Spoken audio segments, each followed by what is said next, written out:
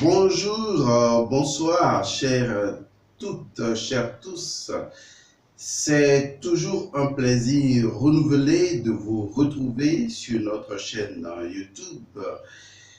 Je vous salue, je vous dis Namasté. Vous savez, il existe dans la vie quotidienne des actes consacrés. Oui, je préfère les appeler ainsi, à savoir des actes consacrés, même si généralement beaucoup de personnes passent leur vie sans se rendre compte qu'il y a ce qu'on appelle des points de repos dans la vie, du moins dans leur existence, et que ces points de repos sont en fait des moments consacrés. Des moments aussi importants qu'une méditation, qu'une prière ou un véritable échange avec Dieu. Lorsque vous maîtrisez les événements cycliques de votre propre existence et que vous savez vous poser en toute consécration à ces moments précis et que vous savez également poser des comportements consécratoires, je pense que consciemment, vous vous introduisez dans un dynamisme universel qui ne fait que reproduire son schéma à l'intérieur de vous-même. Il est donc important de savoir que dans votre propre existence, il existe des actes consacrés. Des actes si consacrés que lorsque vous ne les faites pas dans la pureté, eh bien, ces actes-là deviennent nuisibles à votre propre existence. Oui, le mot pureté pourrait prêter à confusion, mais nous allons vraiment désengorger les opinions sur le concept de pureté, du moins en ce qui concerne ce que nous sommes en train de faire, cette adresse. Il faut dire que lorsqu'on parle de quelque chose de pur, c'est qu'on dit tout simplement que la chose n'est pas mélangée à autre chose et que la chose porte sa propre nature. Donc, je dirais d'une roche monolithique que c'est une roche pure parce que, naturellement, elle n'est pas mélangée à autre chose. Donc, à partir du moment où une chose n'est pas mélangée à autre chose, eh bien, on dit également que cette chose est pure. Si vous êtes scientifique, précisément physicien ou chimiste, vous comprenez mieux ce que je suis en train de dire, car un élément pris en tant que tel, en tant qu'élément unique, est considéré pur. Et lorsqu'on le mélange à d'autres éléments, eh bien, on dit que cet élément n'est plus pur. Mais cela ne veut pas dire que cet élément n'est pas utilisable. Donc, il faut relativiser vraiment le concept de pureté. Ici, dans le cas d'espèce, il faut juste éviter de comprendre que la pureté doit être liée forcément à une dimension spirituelle ou à la propreté dans une certaine mesure. Je peux vous dire que même la chose la plus grossière est propre. Tant qu'elle ne se mélange pas à autre chose, elle conserve sa pureté. Vous avez certainement entendu parler de la théorie du sang de Adolf Hitler, qu'il a récupéré même d'une loge de la place, où il voulait justement promouvoir la pureté du sang arien. Donc, en fait, il veut tout simplement faire comprendre qu'il faut éviter les mélanges raciaux. Et ça a été effectivement un événement conflictuel pour notre planète Terre. Donc, je veux simplement vous dire que la pureté d'une chose, c'est tout simplement de conserver la chose sans mélange, de conserver la chose dans sa nature et de ne pas la prostituer en quelque sorte. Parce que si vous la prostituez, eh bien, la chose va devenir exposée, la chose va devenir en quelque sorte impure. Mais impur ne signifie pas forcément sale. Il faut que après on vous fasse des compréhensions sur la chose pour que votre esprit ne puisse pas récupérer des mièvreries philosophico-métaphysiques qui en fait ne vous aideront à rien du tout.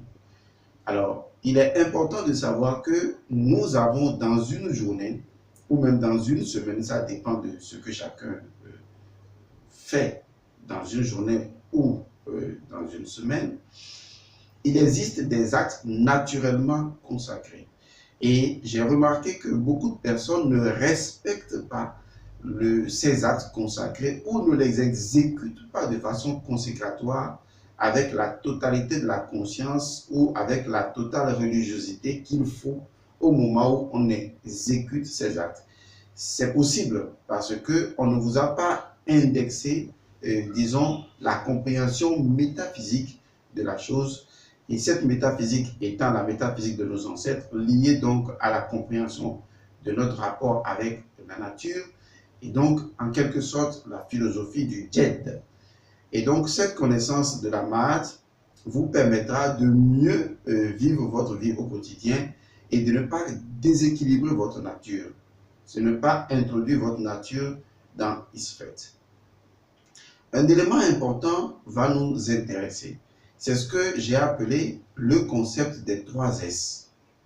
Le concept des 3 S est tout à fait simple à comprendre. Je vous l'explique.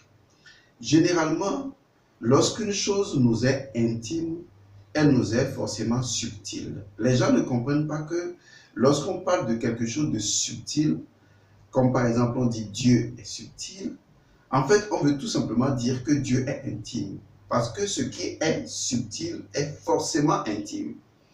Et toutes les choses qui nous sont intimes sont subtiles. Et tout ce qui est subtil entre dans une nouvelle perception, dans une nouvelle dimension, si on peut même ainsi le dire. Et cette dimension, c'est la dimension des 3 S. Le premier S représente ce que nous appelons le sacré. Il est très important de maintenir ça dans la tête. Le premier S, c'est le sacré. Cela nous permet de comprendre qu'il y a des actes sacrés. Ces actes ne sont pas sacrés parce qu'on les pose dans une religion ou dans une église. Non, ces actes sont naturellement sacrés. Et le fait d'y ajouter notre conscience ou d'y ajouter notre connaissance et de pratiquer cet acte-là avec une certaine prise de conscience, c'est ce qui va faire de cet acte sacré un acte consacré. Voilà, je commence à vous expliquer cela. Et donc, un acte consacré est forcément un acte saint. Oui. Ce qui est subtil est intime. Ce qui est intime est subtil. Et ce qui est subtil est sacré. Et ce qui est sacré est forcément saint. Ne réfléchissez pas sur le comment du pourquoi ou le pourquoi du comment. Il s'agit de savoir que l'univers ou la nature, je vais dire, ce qui est beaucoup plus compréhensible pour vous, la nature fonctionne avec ce que j'ai appelé tantôt des points de repos, qui en fait constituent des points de redynamisation ou des points d'introspection même de la nature. Et donc, c'est cyclique. Et ce sont des choses que nous faisons tous les jours, qui appartiennent réellement à notre existence. Et donc, ces moments cycliques-là sont des moments consacrés ou des moments à consacrer. Parce que ce sont des moments généralement intimes et donc subtils et par conséquent sacrés, saints et bien sûr secrets. Et ce qui est généralement vu, c'est que tous ces actes-là ou toutes ces actions, lorsque nous les posons de façon généralement secrète. Parce que justement, cela relève de ce qui est saint, de la sainteté, et cela relève également de ce qui est sacré, d'une certaine forme de sacralité.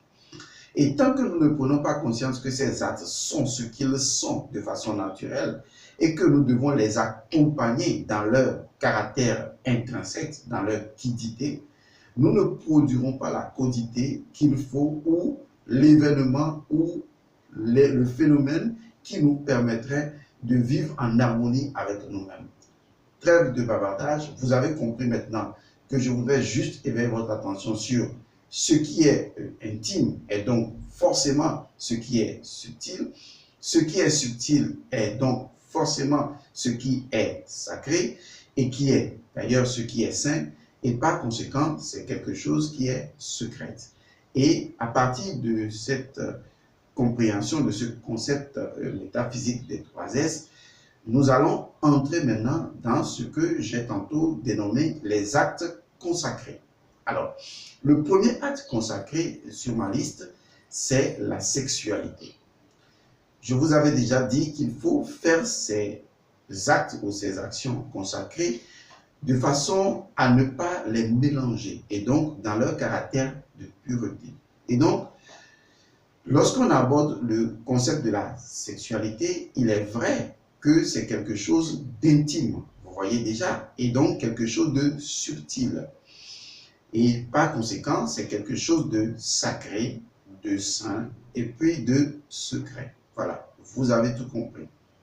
Alors, il va sans dire que la sexualité doit être pratiquée comme un exercice de méditation. La sexualité doit être pratiquée comme une forme de communication, communion avec le divin, à travers soi-même. C'est la raison pour laquelle lorsqu'on choisit une femme avec qui on veut pratiquer l'acte sexuel et qu'on choisit un homme avec qui on veut pratiquer l'acte sexuel, nous sommes en fait en face de deux divinités. On peut appeler la première divinité l'homme, par exemple, Osiris, et appeler la deuxième divinité, la femme, par exemple, Isis. Et donc, on se retrouve dans une forme de communication entre Osiris et Isis. Et ce qui va se passer dans cette forme de communication, c'est ce qui a provoqué la résurrection de Osiris, à savoir la Heka, la magie de Isis. Est-ce que vous voyez? C'est cette même magie qui a rendu l'Égypte florissante. Magie dont est dénuée Seth, puisque le fondement de cette magie est lié forcément à la sexualité, à notre organe sexuel, que on appelle généralement, même en Mina, Efo par exemple, et ça rejoint également le concept de vaudou et ou vous voyez, ce qui en fait est grand. Donc le pénis est un serpent. Il faut le comprendre. Le pénis et le vagin représentent vaudou, une chose à la fois ouverte et fermée. Et donc, l'union sexuelle entre l'homme et la femme, c'est simplement la représentation de l'ouroboros, le serpent qui se mord la queue.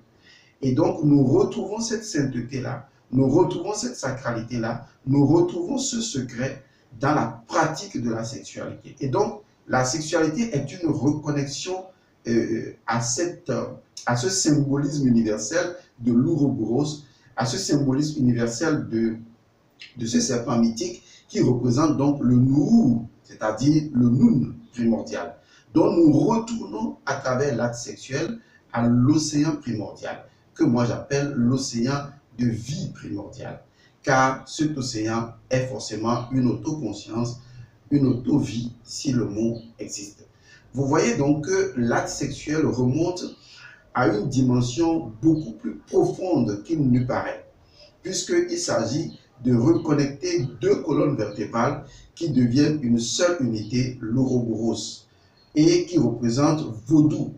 Donc l'acte sexuel est vaudou, puisque nous sommes en face d'un mystère, une chose à la fois ouverte et fermée en même temps. J'en ai déjà parlé dans, disons, le vaudou. La playlist consiste, consacrée au vaudou. Et donc, je vous invite à comprendre que la sexualité intègre premièrement une dimension spirituelle. Et je pourrais même dire une dimension mythologique. La dimension mythologique est liée forcément au Nun, c'est-à-dire à l'ouroboros, le serpent qui se mord la queue. Mais cette mythologie est également liée au dieu Atum, puisque Atum, c'est-à-dire celui qui s'est engendré lui-même à partir de Nun, qui est sorti de lui-même, qui s'est donné lui-même naissance, va procéder également à sa propre masturbation. C'est-à-dire Nun, Atum, va se masturber pour générer les autres divinités, à savoir Shu et Tefnut. Donc nous sommes en fait en train de pratiquer un acte lié à la divinité Tum ou Atum, c'est la même chose. Nous sommes en train de pratiquer un acte lié donc à la divinité Atum Rei ou Rei tout simplement. Il est très important de savoir donc que la sexualité a une dimension fondamentalement spirituelle, principielle. Et donc si la sexualité remonte même à l'antiquité mythologique, et donc tout ce qui dit mythe donc remonte à la transcendance, au-delà de tout ce qui est mental, donc à la dimension du pur esprit, il est clair que tout acte sexuel nous reconnecte à cette même, comment je vais dire, à ce schéma, non, à cette même cinématique divine. Et donc, nous sommes en train de recréer l'univers. Et ce qui est important, c'est qu'au moment de l'acte sexuel, toute la création se reconnaît dans ce même schéma, dans ce même symbolisme. Et donc, le noun de notre propre corps, à savoir le sang, participe également à ce acte-là, comme le noun l'a fait au commencement. Ce qui fait que, tout comme la sexualité entre Osiris et Isis, tout comme la sexualité au sein même de Atum, pour générer l'Éléade, nous sommes en train de comprendre que la sexualité est un acte de profonde résurrection spirituelle. Donc, on ne peut pas pratiquer la sexualité et mourir spirituellement. On ne peut pratiquer la sexualité que pour ressusciter notre Osiris. Et donc, si votre sexualité tue votre Osiris, si vous mourrez et que vous ne ressuscitez pas, et donc vous avez perdu la magie de la sexualité. Vous avez perdu la magie de l'acte sexuel. Et quand on perd la magie de l'acte sexuel, on peut vivre dans un corps, mais on est piégé dans ce corps, on est mort dans ce corps. Il est important de comprendre ce que je suis en train de dire. Donc, il existe une forme de sexualité, et cette sexualité-là est appelée la sexualité de l'immortalité. Tout simplement parce qu'à travers cet acte sexuel, il se produit donc une forme de régénérescence même au niveau cellulaire, une forme de résurrection de nos cellules, et par conséquent, nous assistons à la résurrection de Atum ou à la résurrection de Osiris, et cela nous permet d'être éternellement vivants. Alors, je vous indique alors, je ne vais pas rentrer dans les détails puisque j'ai commencé, disons, une série, une saga liée donc à la métaphysique écarlate. Donc, je vais mettre ça en lien. Il est intitulé La métaphysique écarlate du sexe et de la sexualité pour l'éveil. Cette série-là également existe. On a fait beaucoup de choses. Et donc, je vous rappelle qu'il faut aller se référer à cette série pour comprendre qu'au moment où vous faites l'acte sexuel, il ne devrait pas y avoir d'intervention extérieure. Lorsque l'acte sexuel opérait à l'intérieur du noun, entre noun et nounette, il n'y avait pas d'intervention extérieure. Lorsque Atum pratiquait sa propre masturbation, il n'y avait pas d'intervention extérieure. Lorsque Osiris et Isis pratiquaient leur union sacrée dans la Réka, il n'y avait pas d'intervention extérieure. Et par conséquent, au moment de l'acte sexuel, veillez à savoir que cet acte-là est un acte intime, donc subtil, regroupant la série des S, à savoir sacré, saint et puis secret. Et donc, quand vous pratiquez cet acte-là, vous êtes en communication avec l'Ouroboros, avec toute la création, et toute la création vient sexer avec vous. Vous êtes en train de vous apprêter à rendre vivants les divinités qui sont à l'intérieur de votre sang, à l'intérieur de votre noun. Vous êtes prêt à les générer, vous êtes prêt à les produire. Que cette sexualité aboutisse à la naissance d'un enfant ou pas, à chaque sexualité, vous produisez des divinités. Et ces divinités-là naissent à l'intérieur de votre propre aura, parce que sorties de votre propre sang, ces divinités-là font partie maintenant de votre monde intérieur. À chaque sexualité, vous donnez naissance à des divinités, car il n'y a pas d'acte sexuel qui ne produise pas. Même un acte sexuel qui n'a pas produit physiquement un enfant a produit énergétiquement, a produit astralement, a produit spirituellement des êtres. Et ces êtres vivent dans votre propre atmosphère ou dans votre propre égrégore personnel et vous ne pouvez pas vous en départir. Je dis, à chaque sexualité, vous produisez une forme d'énéade, vous produisez une forme de divinité ou une parterre de divinité qui viennent vivre avec vous. Et ça, c'est un élément très, très, très important à conserver en soi. Donc, on ne peut pas faire l'amour et jouer avec les portables. On ne peut pas faire l'amour et passer à autre chose. Lorsqu'on fait l'amour, on fait l'amour. On ne mélange pas l'amour avec d'autres choses. C'est pourquoi je vous parlais tantôt du concept de la pureté. On fait l'amour, on fait l'amour.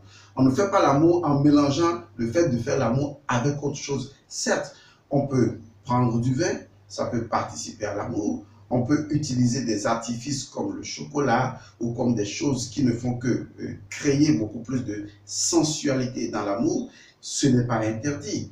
On peut verser du lait sur le corps de sa bien-aimée et lécher ce lait-là. On peut faire ce qu'on veut tant qu'on estime que cela apporte du bien-être et que cela reste totalement concentré dans la sexualité. Mais on ne peut pas faire de la sexualité et regarder la télévision, à moins que la télévision y participe, je n'en sais rien. On ne peut pas faire de la sexualité et aller prendre son portable de temps en temps ou aller travailler lorsque le temps de faire la sexualité de Atum ou de faire la sexualité du Noun ou de pratiquer la sexualité de Osiris Isis, eh bien, on fait cela comme un acte intime, subtil et donc un acte sacré, saint et secret. On ne fait que cet acte. On ne mélange pas cet acte avec d'autres actes. Et quand le moment passe, on sait que l'acte a été concluant. Et après, qu'est-ce qu'on fait? Eh bien, on peut passer à autre chose. Donc, vous comprenez maintenant qu'un acte impur, c'est un acte qui est mélangé à d'autres éléments qui ne font pas partie de sa substance première. Et ça va corrompre l'acte même que vous posez. Il est très important de comprendre ça. Ça va introduire des éléments de corruption dans l'acte, puisque cette énergie va se mélanger à une énergie qui n'est pas elle et va se densifier à l'intérieur de vous. Et quand cela va se densifier, eh bien, je suis désolé, vous allez avoir des problèmes. Ça, c'est le premier acte consacré dont je vous parle, qui doit être exécuté avec la même religiosité, avec la même méditation, avec la même notion de communion, communication avec le sacré. Deuxième acte, il y en a beaucoup. J'ai trouvé qu'il est important de rappeler ça à votre conscience pour que vous sachiez réellement ce que vous faites. Parce que j'ai comme l'impression que vous ne savez pas vraiment ce que vous faites. Alors, deuxièmement, c'est l'acte de manger. Oui, les hommes ne savent pas que c'est vrai, il est dit que votre premier médicament, c'est l'alimentation. Mais l'alimentation, certes, mais il y a également la manière de s'alimenter. La plupart du temps, les gens ont une bonne alimentation, mais ne possèdent pas l'art de s'alimenter. Et cela peut créer également des situations conflictuelles au niveau de votre propre circulation intérieure, de votre propre jet. Et ça, c'est très important. Alors, analysons le fait de manger. Qu'est-ce que manger?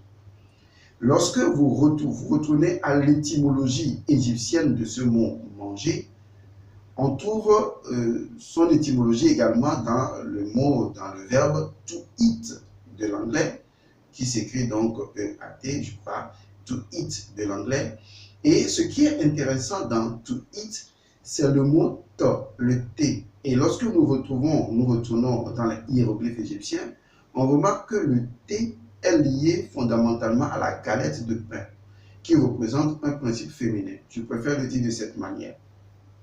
De la même manière, le fait de manger, qu'on retrouve en français et donc dans d'autres langues, et qu'on peut remonter à l'origine aussi bien latine que grecque, et même à l'origine sanskrit, on comprend que le verbe manger n'est pas différent du mot mana.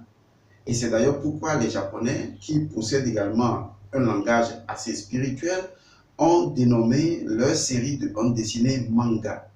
Que veut dire manga? Manga provient de mana. Mana, je l'ai déjà expliqué avec la divinité Min, représente ce qu'on appelle l'efficacité magique ou la puissance magique. Mais quel est le rapport entre le fait de manger et manga? Je vous l'explique. En réalité, lorsqu'on parle de manger, d'accord, il s'agit fondamentalement d'introduire ce que nous avons déjà appelé du mana, c'est-à-dire de l'efficacité magique, de la puissance magique, puisque la nature est appelée dans les langues ésotériques Ama. D'accord, la nature est appelée Ama. Et ce même mot est lié donc à Ama, c'est-à-dire l'herbe. Donc on se rend compte que tout ce qui est produit par l'énergie rouge souterraine, c'est-à-dire l'énergie féminine de T, si vous voulez comprendre, on l'expliquera mieux, provient donc de la nature. Donc la nature est fondamentalement nourricière. Elle nous nourrit. Donc Quand on mange, on se nourrit. Vous voyez, on se nourrit, on nourrit le corps. On introduit donc des substances. On introduit non pas seulement des substances matérielles, mais on introduit des forces ou des entités subtiles. C'est en ce sens que manger se rapproche justement de manga ou de mine ou de mana qui constitue donc l'efficacité magique. Alors, le fait de manger, c'est introduire, oui, je ne veux pas le dire de cette manière, ce n'est pas introduire des aliments. Parce que c'est cette définition-là justement qui a faussé la donne. Mais je vais le dire d'une autre manière. C'est introduire 4 divinités principales à l'intérieur de notre corps, à savoir Tefnut, Shut, Shu, Nut et Geb. C'est-à-dire les 4 puissances de façon générale. Les 4 forces telles que nous les connaissons, à savoir l'eau, l'air, enfin si vous voulez, hein, la terre et le feu. Et donc, nous avons ces 4 puissances que nous retrouvons dans la nature de façon générale. Mais pour nous, il s'agit d'aliments. Mais en fait, il ne s'agit pas d'aliments. Parce que notre corps, comment je vais l'expliquer, notre corps lui-même est une métaphore. Oh là là, j'aime bien ça quand je l'explique à certains étudiants. Notre corps lui-même est une métaphore. C'est-à-dire, notre corps lui-même, de façon métaphorique, transporte l'univers extérieur à l'intérieur de nous.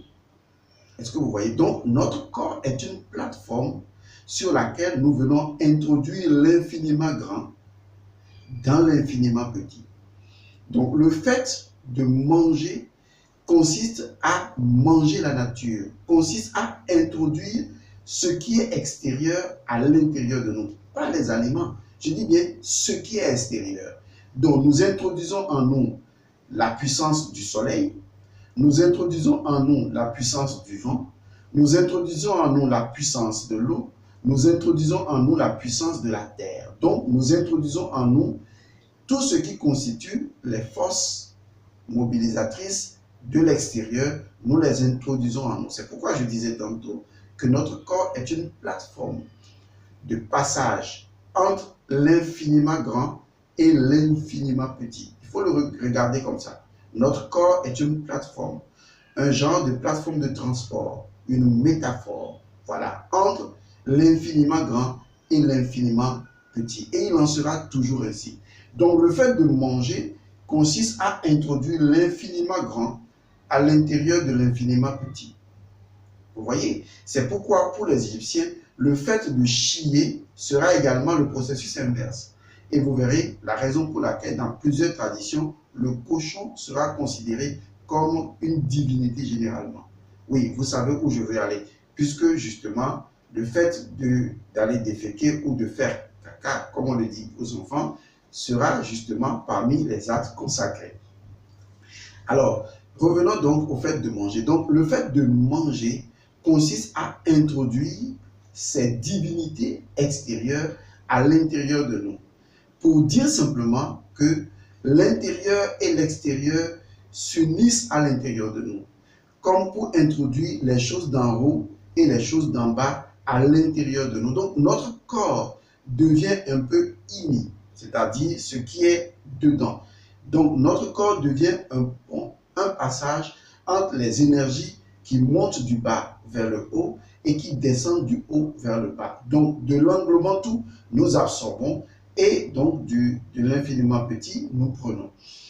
Lorsqu'on constate que le fait de manger consiste à introduire la nature à l'intérieur de notre corps, on voit la chose autrement. C'est ce que signifie donc le thé de Tu'it et qui, dans la tradition égyptienne, représente la galette de pain qui est donc un principe féminin, qui est le principe du nourrissement et qui également est lié au principe de la terre, si vous voulez, parce que c'est un principe du féminin. Et c'est le féminin qui nourrit, c'est la terre qui nourrit. On a toujours vu Horus porté par sa mère ou la mère qui allait, parce que Isis représente en ce moment la mère nature.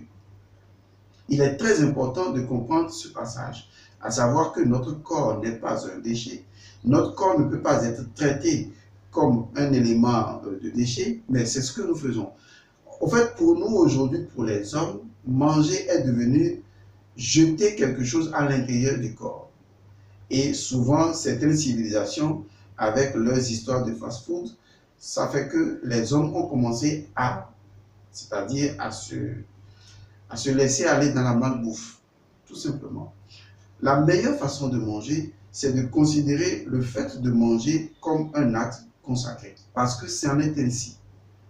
Et à partir du moment où vous êtes à table en train de manger, vous ne pouvez pas faire autre chose que manger. Vous devez, et c'est le plus important, manger en toute conscience, ce que j'appellerais manger en toute présence, et considérer chaque geste que vous exécutez dans l'acte de manger comme l'introduction de l'infiniment grand dans l'infiniment petit.